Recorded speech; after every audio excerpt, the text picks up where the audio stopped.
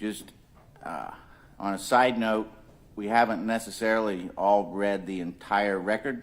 We have read all the briefs and are familiar with the arguments. But given that, there may be some fact questions here and there, just kind of fill in some blanks for us. So with that, do we have any questions before we get started? No, Your Honor. No, Your Honor. Okay. This case is from Pike County, State versus George W. Wagner IV, case number 23 CA 919. Mr. Group.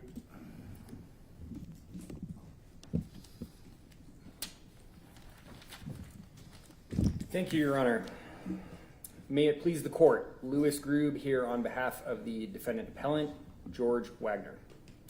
I would like to reserve 5 minutes for rebuttal. George's trial was unfair from beginning to end.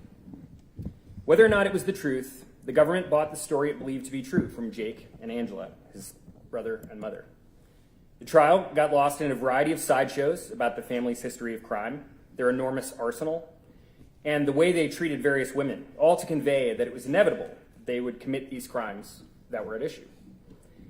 Subpoenas for some of the best evidence, the details of Jake's confessions to his own attorneys and his declining mental health, were kept from George based upon privileges that were never really examined through an in-camera review. In closing, the government accused defense counsel of knowing George was guilty and coaching him to lie.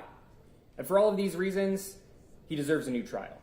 There are other issues in this case, of course. We've filed a motion which was overruled asking to submit unlimited briefing and dozens of additional assignments of error. I understand the ruling won't renew my motion here.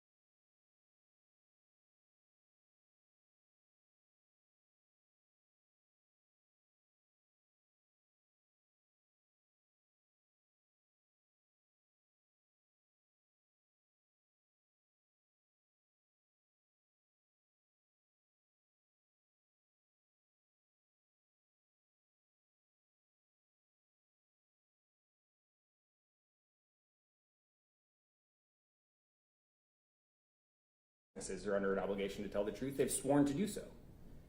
In this case, though, the state held the death penalty as a cudgel, waiting in the back, waiting to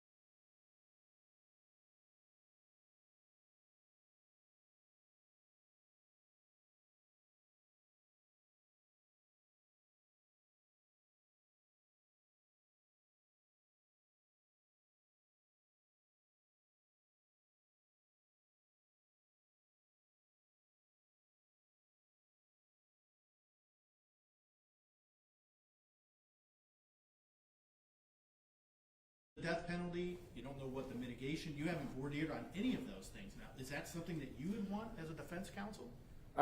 George certainly wanted a trial without the death penalty specifications. So let's start with that. If the state was forced to deal with this problem in the middle of trial, then there would be questions whether they preserve that issue. I mean, I think arguably by making this deal, they would have waived any complaints about the jury pool that had to happen, right? I mean, if you say you're not going to hold the death penalty against somebody in return for testimony, that's your plan. You're expecting that that witness is going to testify a certain way. There are plenty of statements that the state could have used to keep him on the testimony they wanted from him. So if they had made a deal to get rid of the death penalty specifications and then they're stuck with a jury, it's as waived as the state's arguing we've waived with all of the various ways that we dealt with voir dire. I mean, I guess there are problems with the death penalty, but the ultimate question here is, was this trial fair? Was this trial fair in that there was no plan to really hold the death penalty against George?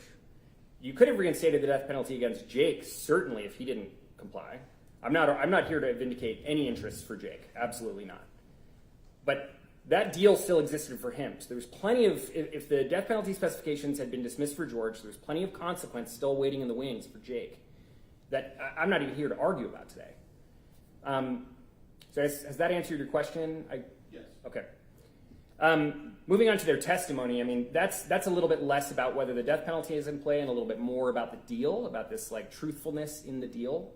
The state cannot put itself in a position to adjudge the truthfulness of testimony and be unilaterally in control of whether or not there's been compliance, okay? Juries decide whether people have testified truthfully. Prosecutors do not decide whether people have testified truthfully. Now, they might be unhappy with the deal. It might have been a breach. Okay, fine. That's fine. Bring it up with the judge. Make a deal where you do bring it up with the judge. That would be great, but that's not what happened here. They have this deal where the state gets to decide unilaterally and then gets to decide unilaterally whether to reinstate the death penalty. That is wild. And we've compared it to Rochin. We've compared it to the Waterman case. In the Waterman case, this was an 8th Circuit case from 1984. In the Waterman case, there was an incentive placed on the witness's testimony. So there was an agreement where the witness would assist the state. It was a cooperation agreement. And they would get a benefit if it was sort of like a contingent fee agreement, right? That's fine for plaintiffs. It's not fine for defense counsel in a criminal case. I mean, that's an interesting line that exists that I didn't realize until just now. But in any case, when somebody's liberty is on the line, the Waterman case says you can't have that sort of incentive structure. If we get additional indictments, if we get additional convictions, you get less time. If it doesn't pan out, if you do nothing for us, we are not going to recommend a lower sanction. It's not analytically any different than the deal that was here, right? It's if you testify to the facts that we believe to be truthful, we will get rid of these death penalty specifications at some time.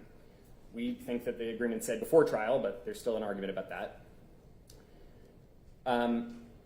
The problem with the deal is that because the state could be unilaterally in control of whether or not it had been complied with and decide to bring this death penalty back, Jake knows he's got to give a story that's going to get George convicted. Angela knows the same thing. The deals even had a thing about preserving their value as witnesses. Well, I mean, what's the state's witness's value? Is it to get a conviction? It's not really analytically different than Waterman. And it's actually not very different given that the death penalty is the consequence here. It's floating out there. Death is floating out there. It's not analytically different from what happened in Rochin. Doesn't the requirement for a co-defendant taking a plea to testify truthfully, isn't that in all plea agreements? Yeah, certainly. Absolutely, yes. So how is this any different? Because of who decides whether it's going to be truthful. Who decides in any other one? The jury. That's how trials work. They decided if the co-defendant? The jury is free. The jury is free to believe the testimony of any witness. They're free to disbelieve the testimony of any witness. They're free to believe or disbelieve parts. That's exactly what a jury is for. I mean, that's what the point was in Waterman. This invades the truth-finding function. But if a co-defendant enters a plea agreement and he's awaiting sentencing and he has to then truthfully testify at his co-defendant's trial, doesn't the prosecutor decide that if he testified truthfully? No, the jury decides. There's either a conviction or not. I mean, if they give testimony... I'm talking about when the testifying co-defendant, his sentencing is later after the co-defendant's trial. Oh, I understand So what for you're him asking. to get the bargain of his No, plea well- agreement, is he not required to testify truthfully? Definitely, but in the normal case, it would be going to the judge. Hey, judge, we have a breach. We need to undo this plea. We need to go to trial. That's not how this was set up. That's just not how this deal was set up. This deal was set up so that the state could decide. There was a reinstatement term so the state could reindict. I mean, that's actually in the briefs. If you look at the way that assignment of error 5 is responded to, the state says we were going to reindict. That's not how it works in a normal case. In a normal case, you withdraw the plea deal and you go against that defendant. That's not how this was going to go. They were going to reindict George. That's totally categorically different than the normal case. I am down to a little under 8 minutes, so I'm going to move on to, let's talk about the subpoenas. I think that's a good next thing to do. So we relied on the Brunson case, obviously, which says you need to have an in-camera review. In the meantime, we provide supplemental authority. In the meantime, a new case came out, the Stahl case out of the Ohio Supreme Court. That was a situation where the proponent of the privilege, right? We're talking about attorney-client privilege. Here, in that case, it was there's a privilege that exists at hospitals for the Quality Assurance Review Committee. It's a statutory thing, but it's still a privilege. The Supreme Court of Ohio said, well, this wasn't really well set up. The privilege log isn't good enough so that you can determine whether there really was privilege. They didn't turn over the files to the court. The court didn't see the actual materials that were allegedly privileged. And the minimal first step for assessing privilege is to hold an in-camera review. The record could not be more preserved on this issue. Pre-trial, there was a subpoena cut to get the mental health records that existed as a part of Jake's creation of his defense.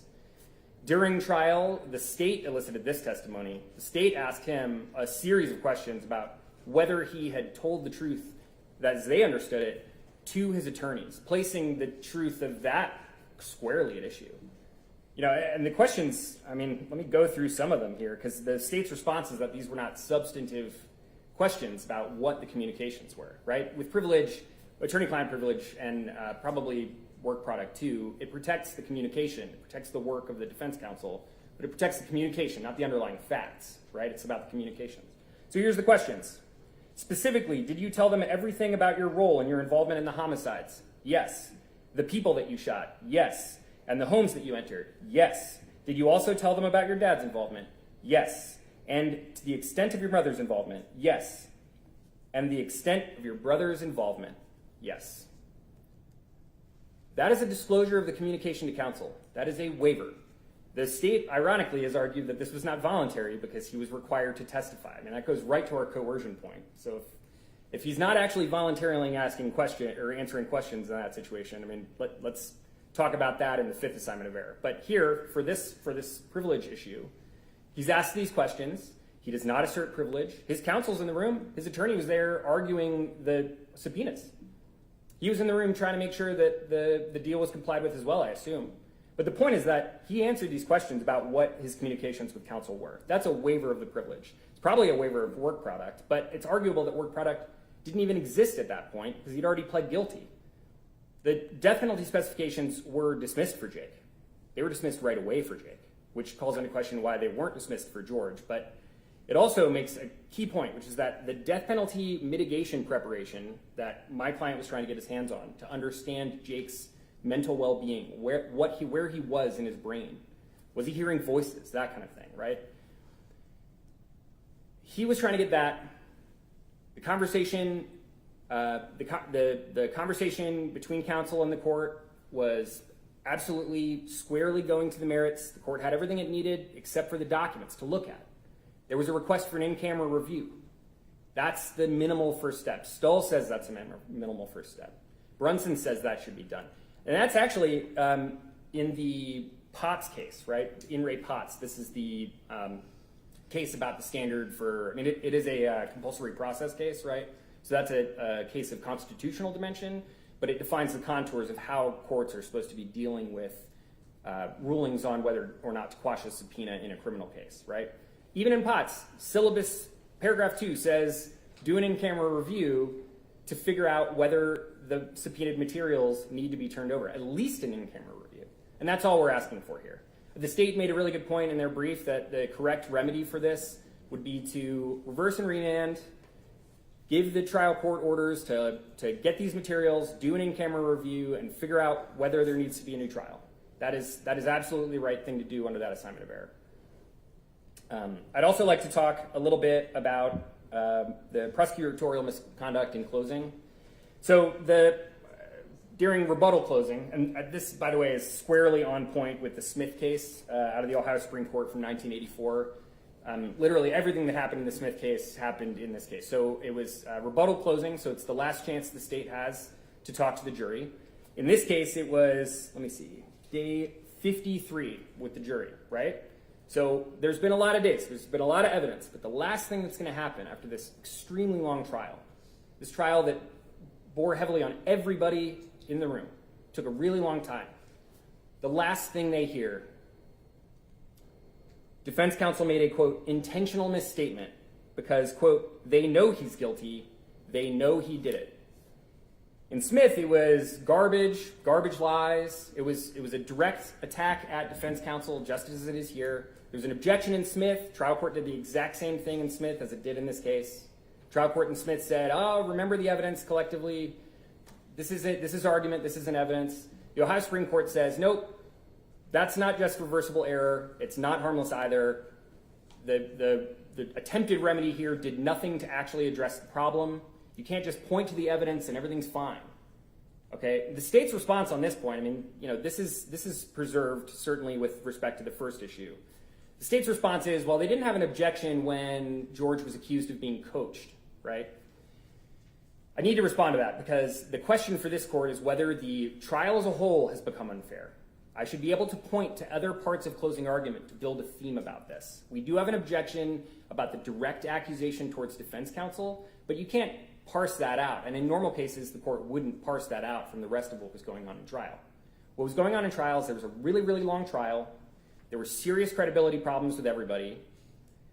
And the prosecutor says, defense counsel knows it's all a lie. There's coaching, right? You can't really split that off. But the other response to our objection is that we should have objected a second time. We should have objected a second time when the judge's attempted cure wasn't sufficient. I don't know how many more times we could have had an objection in this trial, but I don't know what one more in the context of this closing argument would have done. The judge knew what was going on. We had an objection about the accusations against defense counsel. It was not adequately ruled on. The jury was not adequately counseled, and the entire trial was unfair because what the prosecutor did is they said George isn't just lying. His whole defense team is lying, and you shouldn't believe them either, even if they made good points earlier. If there are no more questions, I'd like to reserve my sixth minute as well, so thank you. Thank you, counsel.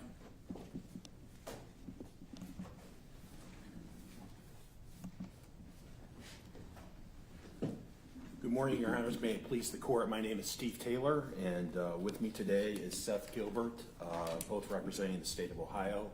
What we would like to do is split our oral argument where I would talk about the supplemental authorities and talk about the first, second, fourth, and fifth assignments of error, and then Mr. Gilbert would talk about the remaining assignments of error, if that's okay with the bench. That'll be fine. So the first thing I'd like to talk about is the supplemental authority that we filed last week. And one of the things we cited was Sowers versus Heidler, which is a 12th district case. And one of the issues floating around in this case on the contract issue is the third-party beneficiary doctrine. And the reason we wanted to cite Sowers was to point out that a third-party beneficiary has no greater rights than what the party to the contract has. And so when you look at page 4 of Jake Wagner's 422 plea of guilty, 422-21 plea of guilty, and that's exhibit T-1 in the record.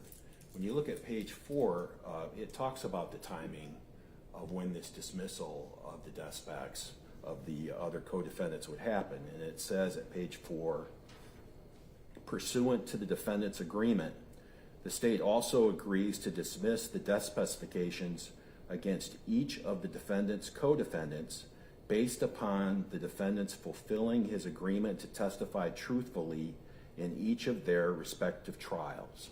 And so you can see that the state and Jake were both recognizing that the dismissal in the other cases would only occur after he fulfilled his promise to testify truthfully in the other trials. That would be after he testified, not pre-trial. The other thing that we cited in our supplemental authority is the 10-5-21 journal entry of Judge Deering in the Billy Wagner case. And this isn't part of the record in our case today, but it's kind of like a citation of persuasive authority where Judge Deering addressed the contract issue directly and relied on the 422-21 plea of guilty to reject that contract theory. Now, this case is different because the defense didn't raise the contract theory in the trial court. So the trial court here didn't have a chance to rule on the contract theory, but I think Judge Deering's ruling in the Billy Wagner case is on point and persuasive here. The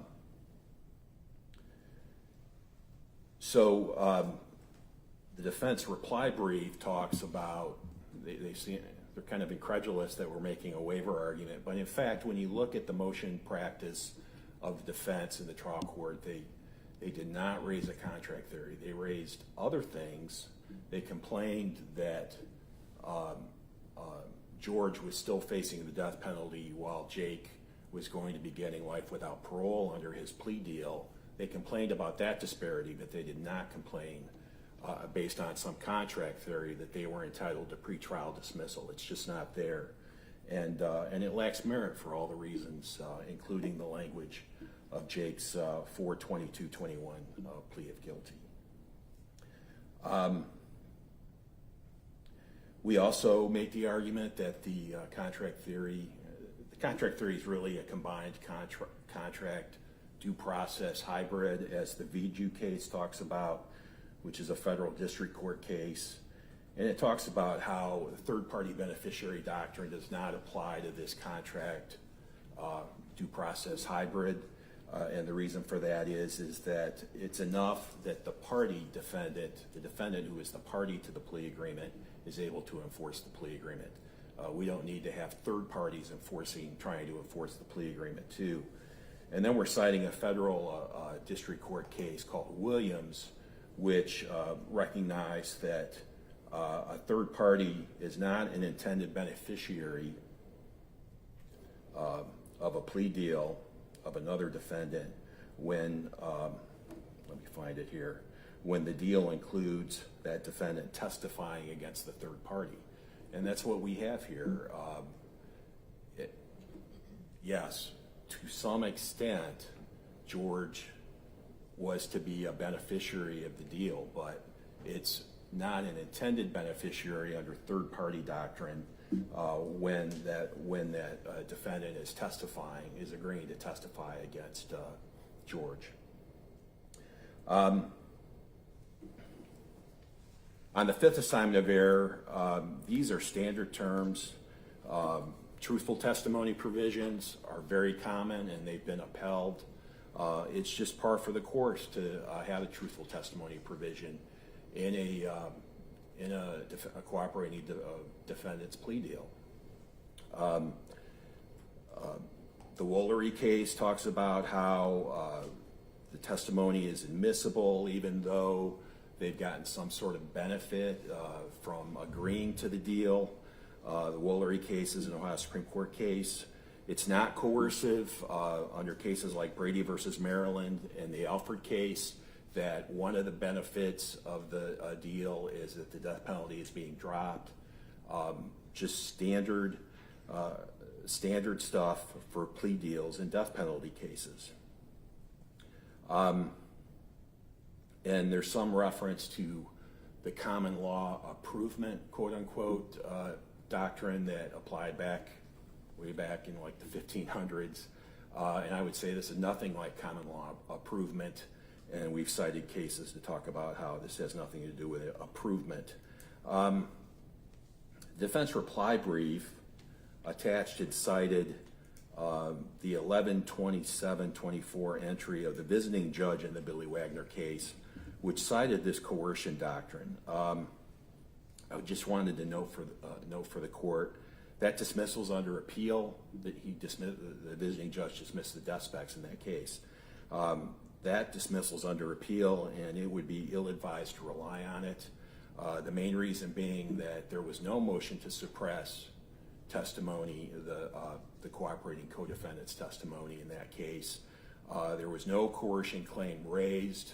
The visiting judge raised it without notice to us in that dismissal entry, and so it was just an ill-informed decision by that court. This court has the briefing on the coercion issue, and there's lots of authority to uphold this plea deal and not suppress the testimony. On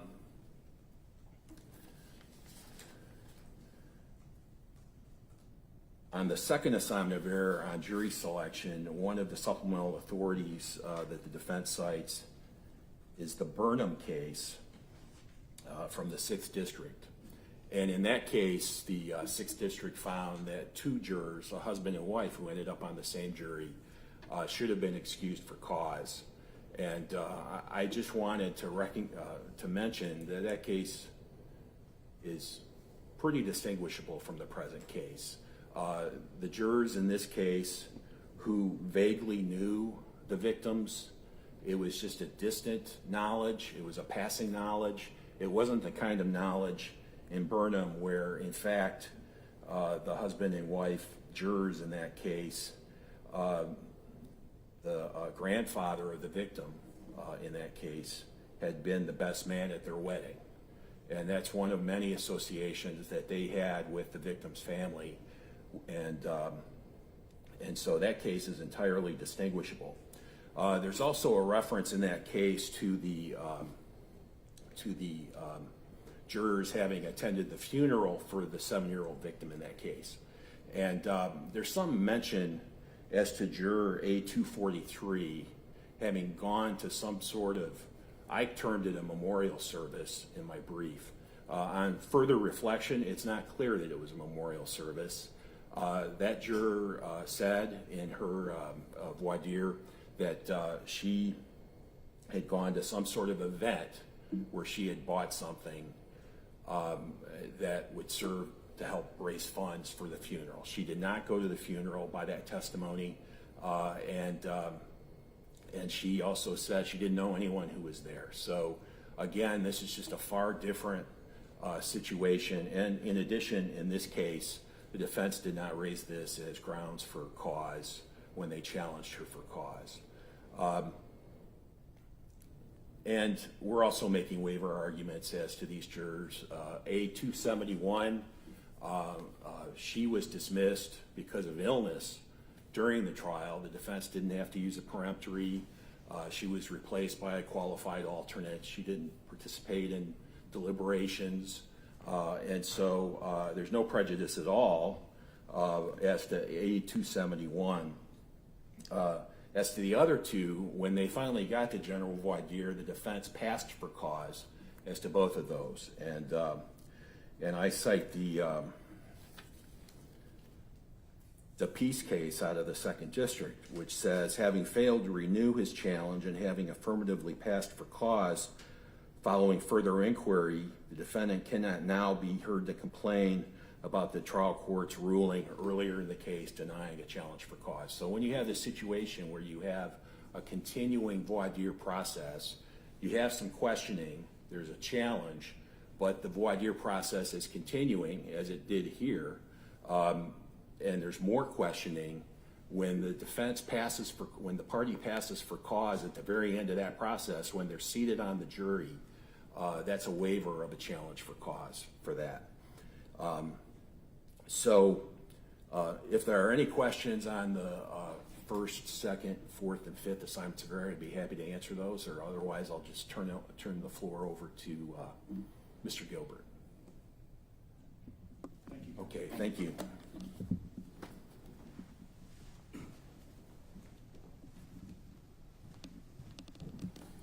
Thank you, and it's officially good afternoon now. My name is Seth Gilbert. I'm representing the state. I'll first start off with the the issues regarding the subpoenas. Let me start off with the pretrial subpoenas asking for the medical records. Those subpoenas were blatantly asking for materials that are covered by the work product protection. This was a blatant fishing expedition. I don't think those subpoenas even satisfy Rule 17C. 17C in the text of the rule says that subpoenas cannot be unreasonable or oppressive. The Supreme Court in Potts adopted a 4-part test to govern what counts as unreasonable and suppressive. The 4-part test, one of the factors is whether it's a fishing expedition, whether it's evidentiary and relevant and so on.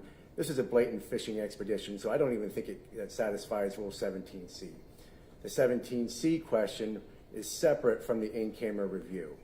Potts makes that point clear. So if the subpoena doesn't satisfy 17C, the court doesn't even have to get to the in-camera review, and I think we can stop this. The rationale the trial court gave?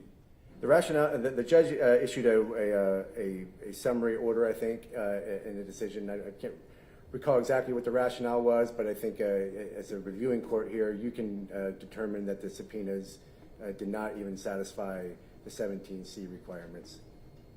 As for good cause to obtain the work product protection, to overcome the work product protection, I can't say any better than what Jake's counsel said in their motion to quash. If all it takes to overcome work product protection is a vague allegation that there's a childhood injury and that might affect credibility, we might as well throw the work product protection out the window. Same thing with the medical records alleging that the other point Jake's attorneys made was that the fact that the mere fact that Jake made inconsistent statements to police before pleading guilty, if that's enough to overcome the work product protection, again, we may as well throw the work product protection out the window. That's a dynamic that happens in almost all cases. In any event, the defense was perfectly able, and they did impeach Jake with his prior inconsistent statements, so they didn't need to get to his medical records in order to accomplish that impeachment. Ultimately, I think when the defense is arguing about this in-camera review on the pretrial subpoenas, they're trying to have it both ways. On the one hand, they want to treat the subpoenas as a work product protection issue where that can be overcome with good cause. But on the other hand, they want to treat it as a privilege. Work product is not a privilege. The Supreme Court has said that multiple times. So they can't have it both ways. They can't say it's work product and we can overcome it with good cause, but on the other hand, say it's a privilege and we're entitled to an in-camera review. In fact, it is a work product issue, not an attorney-client privilege issue. They did not fail. They did not come even close to establishing good cause, and in any event, the subpoenas didn't comply with Rule 17C, and that would eliminate any need for an in-camera review anyway. On the mid-trial subpoenas regarding Jake's statements to counsel, the issue is not whether those statements were privileged. Of course they were. Everyone agreed that those statements were privileged. The issue was, did Jake waive the privilege? And if so, what is the scope of the waiver? So when we're talking about the supplemental authority citation to Stahl and Civil Rule 26, B8A and B8B, I don't think that even enters into the picture because that's talking about asserting a privilege. Everyone knows that Jake's statements to his lawyers are going to be privileged. The issue is waiver, and if it is waived, what is the scope of the waiver? Start with the waiver question first. The Brunson case governs the waiver issue. More specifically, did Jake voluntarily reveal the substance of the communications in his testimony? We go back and forth on whether he was voluntarily testifying or not. I maintain my position in the brief that he was not voluntarily he was not voluntarily testifying. But even if he was, did he reveal the substance of the communications? And I maintain he did not. It's one thing just to talk about the topic of conversations, but he didn't reveal the actual substance of the conversations. My friend Mr. Grube cited the transcript passages. And yes, Jake did say, I talked about my involvement. I talked about my brother's involvement. I talked about my father's involvement. But he didn't say what those involvements were. He didn't testify to what he told his attorneys regarding his involvement. He didn't testify to what George's involvement was, that he told his attorneys, or what he told his attorneys regarding his father's involvement. So we have a distinction between talking about the topic of conversations versus the actual substance of the conversations themselves. Even if you do find a waiver under the Brunson case, now we have to go into what is the scope of the waiver. And on that, we go to Evidence Rule 502. It's a relatively newly adopted Ohio evidence rule. I did cite a federal case from the federal First Circuit called Neese versus City of Chicopee. And that case talks about how under Federal Rule 502A, which is analogous to the Ohio rule, a waiver extends to undisclosed statements only if the undisclosed statements were intentional, or on the same subject matter, and there's this fairness component as well. And on that fairness issue, the Neese case talks about how to satisfy this fairness issue, to waive undisclosed statements, the person who's trying to overcome the waiver would have to show that the statements were made in some sort of selective, misleading, or unfair manner. And I don't think the defense is even in the same universe as making that showing. So again, plainly the materials are privileged. The issue is a waiver, not the existence of a privilege. And we feel that there has been no waiver of the privilege, and even if there was a waiver, the scope of the waiver would not extend to undisclosed statements so as to allow the defense to have access to Jake's attorney's file or interview notes regarding what Jake told his attorneys. Ultimately, on all of these subpoena issues, I cite some cases on page 56 of the brief that talks about the harmless error doctrine as applied to Rule 17C. And there's a series of cases from multiple districts that say if there's any type of procedural error on how subpoenas are held, the courts can find that error harmless, particularly when the subpoenas are plainly defective. And I believe we have that situation here.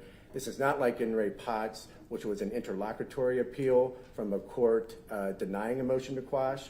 This is an appeal from a criminal judgment. So that litigation posture, that procedural posture is different. And some of those cases on page 56 that I mentioned, particularly the Findler case out of the 1st District and the Bennett case out of the 3rd District, make that distinction between the different procedural postures at issue from the Potts case versus what we have here.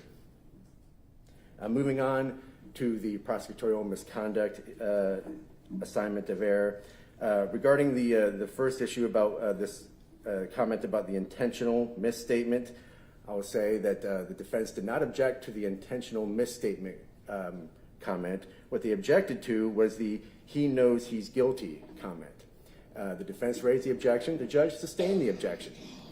And the judge instructed the prosecutor not to go into what defense counsel knows or doesn't know. The judge instructed the jury to focus on the evidence, not on the prosecutor's statements. And the trial moved on. If the defense was not happy with that result, they could have requested some further relief. This is not an example of us trying to resurrect the exceptions requirement that the defense talks about in the reply brief. It's just a matter of you request one type of relief by raising an objection. If you want some sort of further relief, and the objection was sustained, if you want some type of further relief, you need to make a new request, either some mistrial or some other type of request. The defense didn't do any of that. They seemed perfectly happy with the judge sustaining their objection. I think that ends the issue on that matter. On the second issue about the prosecutorial misconduct during closing arguments, the prosecutor alleged that the defendant was coached. I think that's a fair comment on the defendant's demeanor while testifying. It's simply commenting on the content of his answers, how he's answering questions, whether he's making eye contact, those types of things. I think that's a fair comment to make, and ultimately, I don't believe there was an objection to that argument anyway. So the defense wouldn't be able to show plain error. Unless there are any questions about any of those two assignments of error, we would stand on the arguments in our brief. Thank you. Thank you, counsel.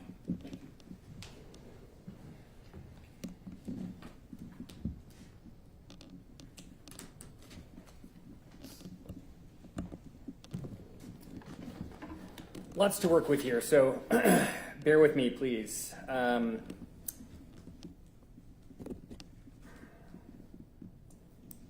Sowers, no greater rights than for third parties, right? No greater rights for defendants than for the third parties. Why was Jake's death penalty specification dismissed immediately and George's wasn't? If there's parity in treatment, if that's what this is about, right? If this is about treating defendants who plead guilty to testify against third parties the same under the deal that governs the rights of both of them, why was Jake's death penalty specification dismissed immediately and George's wasn't? Why was George dragged through this long death penalty proceeding when a normal criminal trial would have sufficed? There's the third-party due process argument. All of that is federal law. In Ohio, the courts have been very clear. It's in our briefs. There's numerous authorities from the Ohio Supreme Court, from this court even, saying that actually plea deals are contracts and they must be enforced. We also cited to cases from New York and Florida where under similar state law, they were enforced, plea deals were enforced for third-party beneficiaries. Here, I mean, you could just look at Jake's testimony. He was very clear about why he pled guilty. He wanted to help his brother. He wanted his brother not to have the death penalty. That was the clear benefit intended for George. Why didn't he get it? You know, the federal case law here is not binding. The Ohio case law is binding here. This court has said these are agreements. We enforce them as contracts. Approvement. I don't know how much worse you could make approvement unless you put the king in the shoes of the jury, right? This was an ancient common law practice. The king would accept the testimony of a person accused of a crime, and if the conviction came out against their co-defendant, the king would give them the pardon. That at least preserved the role of the jury in the truth-finding function. If the king had been in the position to decide based on the testimony given whether or not it had been truthful, it would have been that much more coercive and violent to the rights of the individuals. That wasn't good enough in the 17th century. Here we are, it is 2025. The king put themselves in the position to decide whether the testimony was truthful and to then bring the hammer of the death penalty down. It's actually worse than approvement.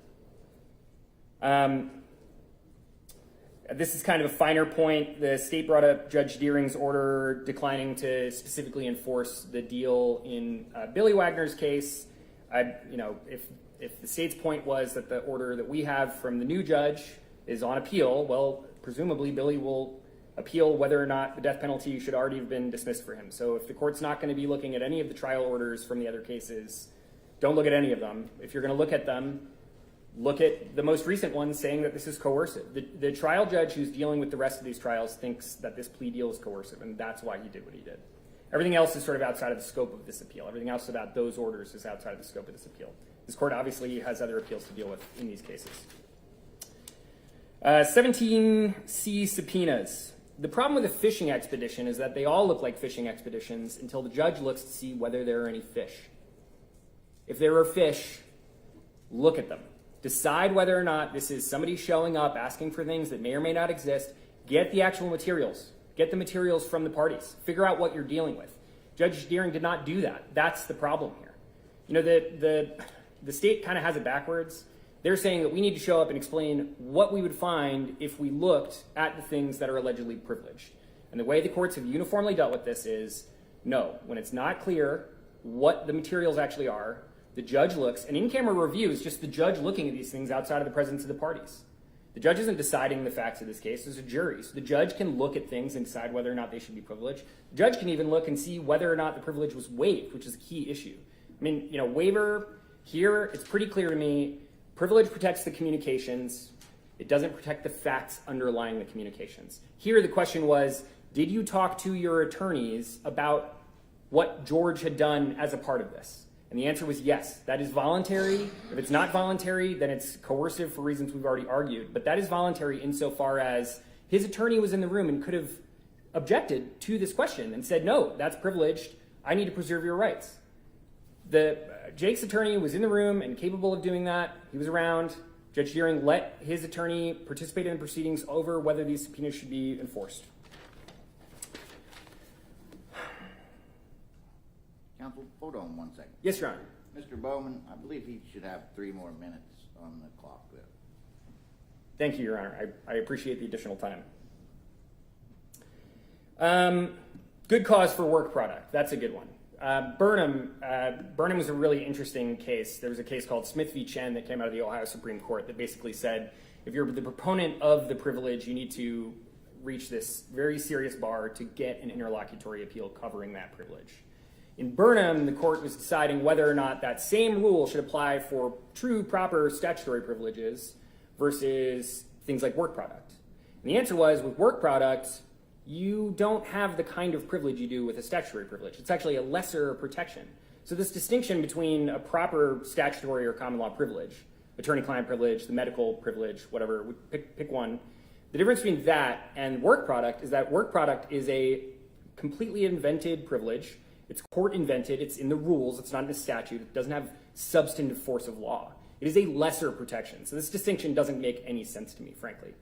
If it's a lesser protection, we should be able to get to it without all the trappings of a full procedure over whether it's privileged. I mean, privilege is different. Privilege is higher level. But even with privilege, you can waive it. Medical privilege is no different. Jake, frankly, by agreeing to testify in this case and by putting his own credibility at issue, waived his medical privilege. We know from the briefing in the trial court that somebody's mental well-being goes directly to their credibility. There were cases cited in that motion, in the response to the motion to quash, explaining that that's a fair thing to get into. You know, if Jake is losing his mind and making all of this up, that is a fair subject for cross-examination, and it's actually a fair subject for George to have done his own investigation, to have got his own expert. You got an expert in the context of deciding whether or not a Glock muzzle flash was bright enough to be seen through one of the windows with headlights pointed directly at it. This is not an uncommon thing, especially in cases where it's still a death penalty case. You can get court-appointed experts for your defense. If Jake had some serious mental health issue that called into question his credibility, not only should he have been cross-examined on that, but actually defense counsel should have been able to engage an expert, work ex parte with the trial judge about hiring an expert, figuring out whether there was anything to go on, whether there was an affirmative testimony to put on by somebody who knows what Jake's mental condition meant for his ability to tell the truth. And because of all this, George was he was fighting with his arms tied behind his back. There's all this potential information out there, and Judge Deering didn't even look to see what it was. There was a motion actually to include all of this in the record so this court could see what it was. That was denied. I mean, I'm now fighting with my arms tied behind my back because I frankly don't know what was in counsel's notes, and I don't know what the doctor who went to see George figured out from those interviews with him. Evidence Rule 502, there's an interesting point, but it does refer to communications or information. So the plain text of the rule contemplates waivers of privilege when you discuss not just the information you told your attorney, but also the communications you had with your attorney. Again, as I said a couple times now, privilege protects the communications. It does not protect the underlying facts. That's why Jake testified about the facts. What he told his attorney could be used to cross-examine him if he was not, in fact, telling the truth, as he had told it to his attorneys originally. I think I'm out of time. With that, we've asked the court to reverse and remand in the ways that we've put in our briefs, and I thank you for the court's time and everybody here. Thank all of you. We will take the matter under advisement and get a decision out as soon as possible. Thank you all for being here today. Court's dismissed.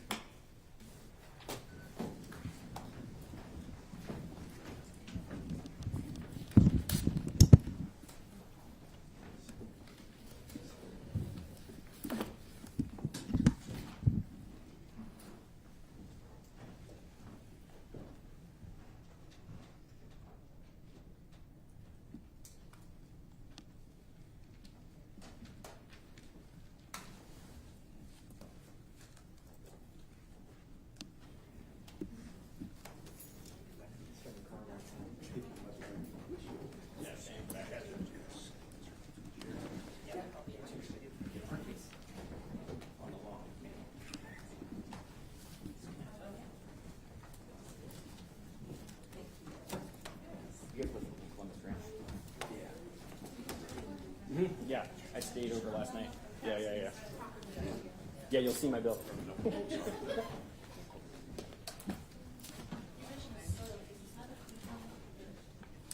I think it was no, that was Sowell, I think. Soto was Putnam County. It was this guy who he pled guilty to child endangering and the felony murder version of like child endangering felony murder, basically. And then, hi. Hi, James from Local 12. Hey. Any chance you can talk outside now? Yeah, I'd like to do that. Okay. All right. Good job. Let me get my cameraman real quick. So then, in the fit of the night, James, we'll just use your card if you don't mind. he shows up at the, Yeah. like after he serves a 5-year visit sentence. Yeah. He shows up at his. And plus, I mean, I have a his battery. local sheriff's department I would and have to confesses get that a lava far thing. worse We'll version just of the get it same from there. offense. Yeah. And so they went after him for like aggravated murder, basically.